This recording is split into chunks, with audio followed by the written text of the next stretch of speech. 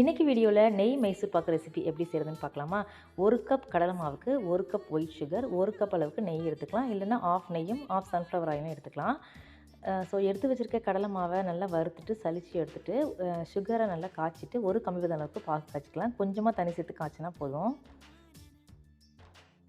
எடுத்து வச்சுருக்க நெய்யை ஒரு ஆஃபில் கடலை மாவை சேர்த்து நல்லா மிக்ஸ் பண்ணி வச்சுக்கலாம். இப்போ ரெடியாக இருக்க சர்க்கரை பாகில் கடலை மாவை ஊற்றி மிக்ஸ் பண்ணிகிட்டே வரலாம். மீதி இருக்க நெய்யை கொஞ்சம் கொஞ்சமாக மாவோட மிக்ஸ் பண்ணிகிட்டே இருந்தோம்னா நெய்யை நல்லா உறிஞ்சிட்டு மாவு நல்லா வெந்து வந்துடும். வித்தின் 10 மினிட்ஸ்க்குள்ளே ரெடி ஆகிடும். அதுக்கு மேலே நம்ம வேக விட்டோம்னா ரொம்ப ஹார்டாகிடும் மைசூர் பாகு. அதை ரெடியாக வச்சுருக்க நம்ம நெய் திறன ஒரு ட்ரேயில் ஊற்றிக்கலாம். நல்லா ஆறின பிறகு பீஸ் போட்டு எடுத்திங்கன்னா சூப்பரான நெய் மைசூர் பாக்கு ரெடி. நான் ஃபஸ்ட் டைம் தான் செஞ்சிருந்தேன். ரொம்பவே டேஸ்ட்டாக வந்தது. நீங்களும் ட்ரை பண்ணி பார்த்துட்டு சொல்லுங்கள். நாளைக்கு இந்த வீடியோவில் பார்க்கலாம்.